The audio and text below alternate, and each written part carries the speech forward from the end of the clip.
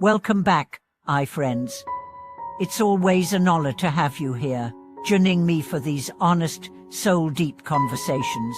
Today, I want to talk about something powerful, something that defines the trajectory of our emotional lives, yet remains one of the hardest skills to master: the ability to let go of relationships that no longer serve us.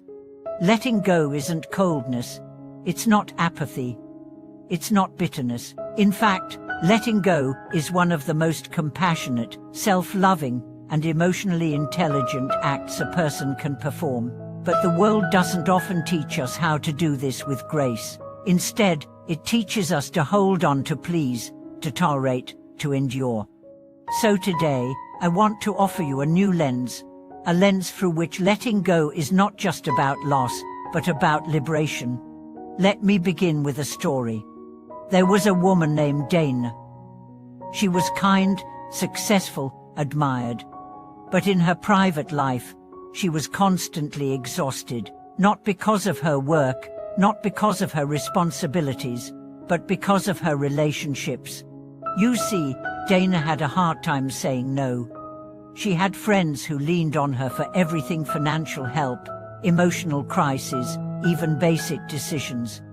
She had an ex she couldn't fully detach from. She had colleagues who relied on her to pick up the slack. One night, she broke down in tears, not because anything new had happened, but because she finally realized what had been draining her all these years. She was holding on to relationships that no longer respected her time, her energy, or her boundaries. That night, she wrote 3 mails. One to a friend she hadn't heard from in months except when they needed a favor. One to a man who only called when he was lonely. And one to herself, a promise to choose peace over obligation. The next morning, she felt something she hadn't felt in years: lightness. Letting go didn't make her cruel. It made her free. Let's talk about that kind of maturity. That kind of strength. The first form of letting go is the ability to say no to disappoint others in order to honor yourself. This is where maturity begins. Too many people are trapped in relationships they resent because they're afraid of being seen as mean, disloyal, or selfish. But here's the truth: you cannot build a life you love if you are constantly living someone else's script. Mature people understand that saying no isn't rejection, it's redirection. They know their worth, they know their limits, and they understand that boundaries are not walls, they are doors. Doors that you get to open or close depending on the energy that tries to enter your life. The second form of letting go is the willingness to walk away when respect is gone. This one is hard, because love doesn't always die when respect does. Sometimes, you still care about someone who belittles you, who gaslights you, who forgets your value, who only remembers you when it's convenient. But caring for someone does not mean sacrificing your self-worth. Mature people don't confuse love with loyalty to pain. They don't mistake history for harmony. They understand that some people come into your life as a lesson, not a lifelong partner.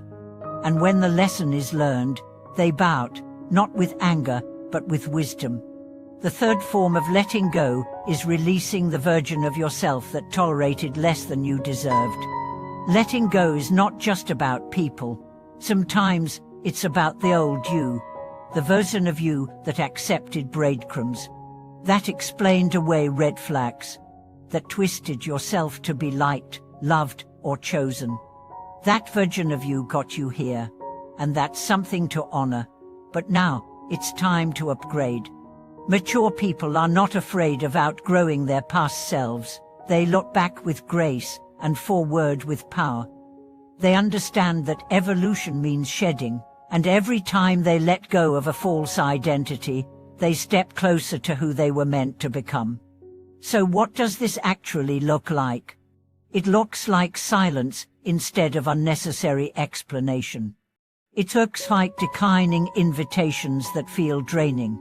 It looks like not replying to that "I miss you" text when you know it's a cycle. It looks like spending time with people who energize you, instead of people who merely tolerate you. It looks like trusting that your peace is a better compass than your guilt. And most of all, it looks like choosing you, not in a selfish way, but in a sacred way. And now, I know this is hard. We are taught to equate letting go with failure, to view endings as proof that something went wrong. But not everything ends because it's broken. Some things end because you've healed, and your healing will offend those who benefited from your brokennesses. Let that sink in. Your healing will trigger those who preferred the version of you that didn't set boundaries, that didn't speak up, that didn't know your worth. So yes, it takes courage to let go. It takes clarity. It takes compassion. But most of all, it takes love. Love for your future. Love for your growth. Love for the life you are now choosing to create. A life where your energy is respected. Where your silence is power. Where your presence is earned, not demanded. So if you're holding on to a relationship that feels heavy, ask yourself, is this person adding peace or noise? Is this dynamic draining or nourishing? Is this relationship aligned with my growth or keeping me stuck in old patterns? You already know the answers. Now you just need to trust yourself enough to act on them.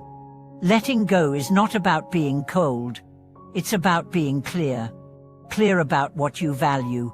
Clear about what you deserve. Clear about where you're going. Because here's what happens when you let go of what doesn't serve you. You create space. And in that space, the right people enter. The ones who see you, who respect you, who rise with you. The ones who don't require you to shrink. Who love your boundaries. Who meet you at your level, not pull you down to theirs. So today, I invite you to let go. Gently, firm life fully. Not out of anger, not out of ego, but because your peace matters. And your peace will only grow when you stop watering dead gardens. Thank you for watching this video. If it helped you find the strength to release what's no longer aligned, I'd love to hear from you in the comments. Share your story, or just say, I'm ready. Because even that one sentence can be the first step to a new beginning. Don't forget to subscribe, like, and share this with someone who's holding on too tightly to something that's already gone. Thank you for watching this video. I'll see you in the next one.